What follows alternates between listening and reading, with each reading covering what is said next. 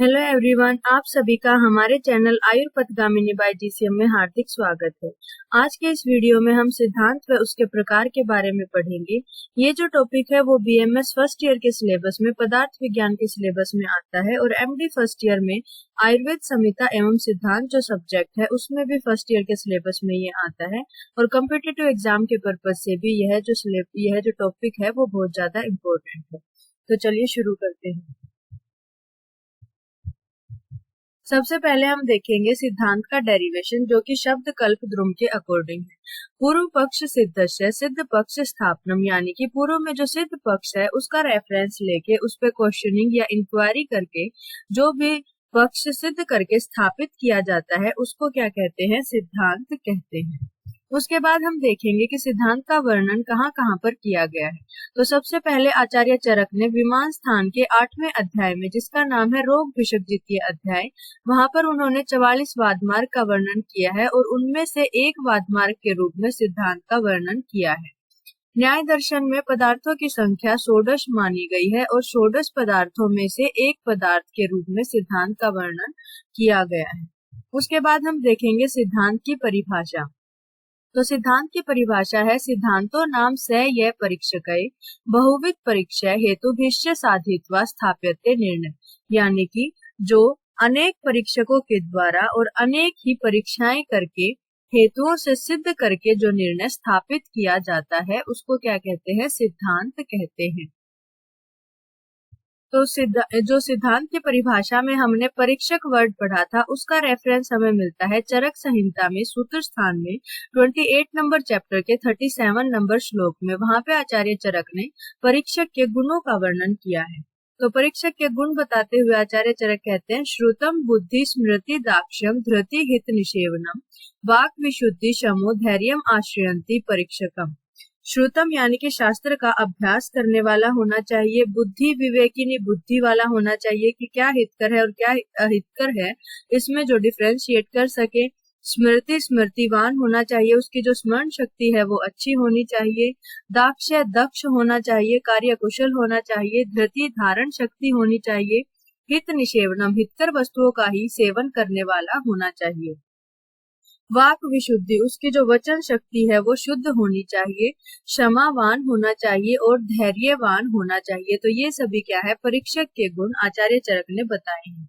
फिर हमने जो सिद्धांत की परिभाषा में बहुविध परीक्षा वर्ड पढ़ा है, तो बहुविध परीक्षा किसको कहते हैं, इसका रेफरेंस हमें चरक संहिता में ही मिलता है सूत्र स्थान के 11 चैप्टर के 17 नंबर श्लोक में। आचार्य चरक ने चतुर्विध परीक्षा का वर्णन किया है, जिसमें परीक्षा जो है वो 4 प्रकार की बताई गई है, प्रत्यक्ष, आप्तोपदेश, युक्ति और अनुमान। इन जो 4 परीक्षा है इनको हम अलग अलग वीडियो में डिटेल से पढ़ेंगे। उसके बाद हम देखते हैं कि सिद्धांत के प्रकार कौन कौन से हैं। तो सिद्धांत के 4 प्रकार कहे गए हैं, स्वतंत्र सिद्धांत, प्रतितंत्र सिद्धांत, अभ्युपगम सिद्धांत और अधिकरण सिद्धांत। तो सबसे पहले हम सर्वतंत्र सिद्धांत को पढ़ेंगे। तत्र सर्वतंत्र सिद्धांतो नाम तस्मिन् सर्वस्मिन् तंत्रे तत्ते प्रसिद्धम यथा संति निदानानि संति व्याधय संति सिद्ध उपाया साध्या नाम इति। तो सर्वतंत्र सिद्धांत उसको कहते हैं सर्वस्मिन् तंत्रे तत्ते प्रसिद्ध, यानी कि जो सभी तंत्रों में प्रसिद्ध होता है, सभी तंत्रों में समान रूप से माना जाता है बिना किसी विरोध के। तो ऐसा जो भी सिद्धांत है उसको सर्वतंत्र सिद्धांत कहा जाता है। इसके जो हम एग्जाम्पल्स हैं वो देखें तो सबसे पहले जैसे कि त्रिदोष कहने से सभी तंत्रों में समान रूप से वात पित्त और कफ को ही माना गया है। सप्त धातु यदि कहा जाए तो सभी तंत्रों में सप्त धातु कहने से समान रूप से रस, रक्त, मांस, मेद, अस्थि, मज्जा और शुक्र को ही माना गया है। कुछ और हम एग्जाम्पल्स देखते हैं, जैसे कि जो व्याधि है उसको जो खोज करने के लिए रिस्पॉन्सिबल होते हैं वो निदान होते हैं। अनेक प्रकार की व्याधियां होती हैं।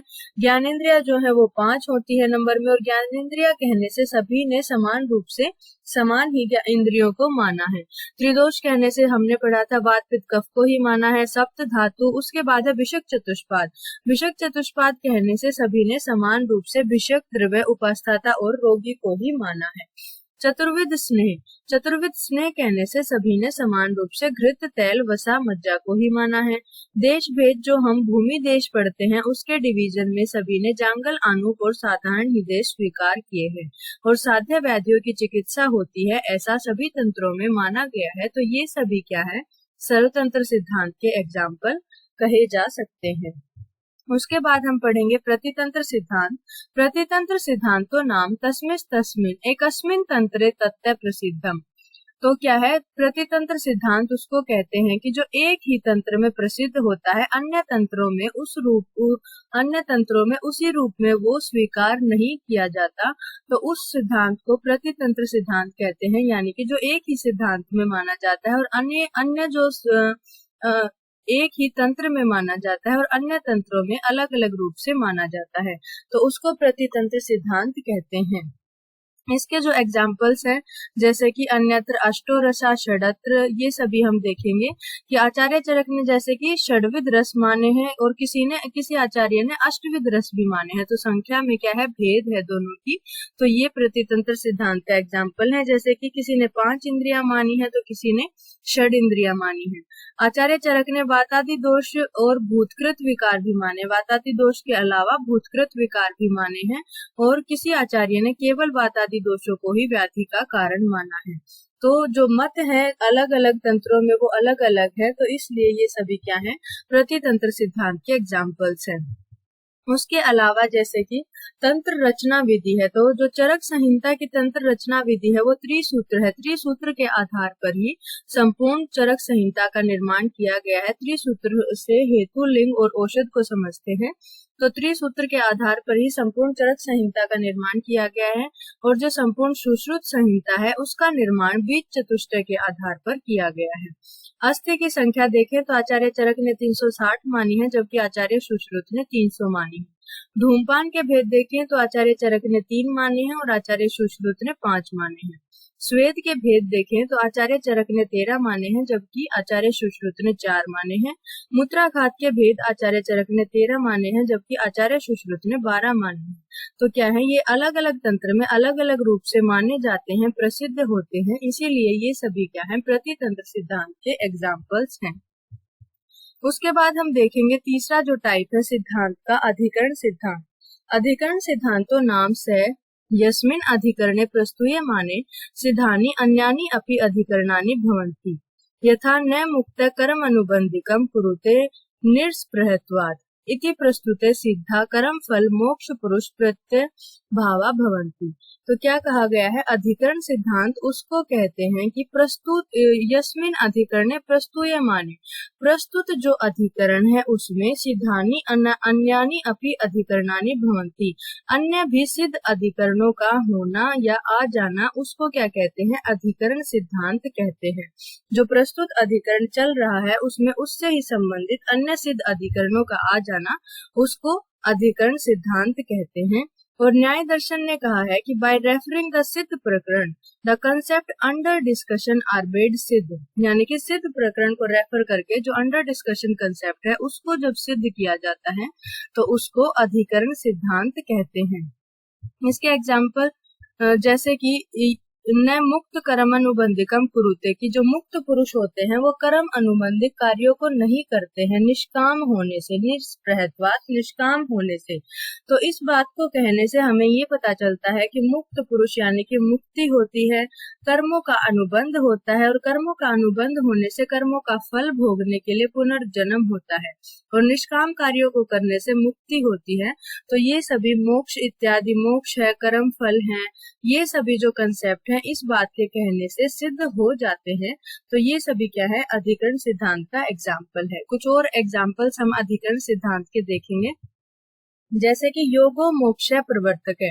तो इस बात को कहने से हमें ये पता चलता है कि योग होता है, मोक्ष होता है, और योग मोक्ष का प्रवर्तक होता है, मोक्ष का साधक होता है। और दूसरा एग्जाम्पल हम देखेंगे विष्णु सहस्त्र नाम इन ज्वर चिकित्सा। तो आचार्य चरक ने ज्वर चिकित्सा में विष्णु सहस्त्र नाम का उच्चारण करने के लिए कहा है। तो इस बात को कहने से हमें ये समझ आता है कि विष्णु सहस्त्र नाम यानी कि दैवैपाश्रय चिकित्सा आचार्य चरक ने मानी है, और उसका उपयोग ज्वर के चिकित्सा करने के लिए किया गया है। तो ये सभी क्या है, अधिकरण सिद्धांत के एग्जाम्पल्स हैं। उसके बाद जो चौथा जो सिद्धांत का प्रकार है वो है अभ्युपगम सिद्धांत।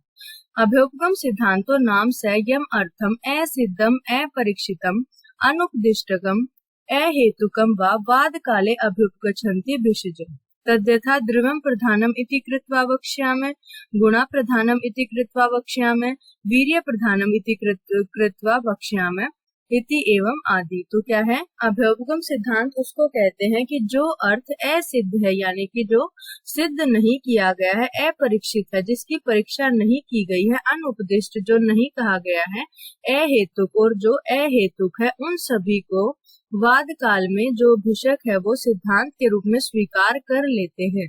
तो ऐसा जो सिद्धांत है उसको अभ्युपगम सिद्धांत कहते हैं। और इस सिद्धांत को तब तक सिद्धांत माना जाता है जब तक कि वाद प्रतिवाद के द्वारा उसका खंडन नहीं किया जाता।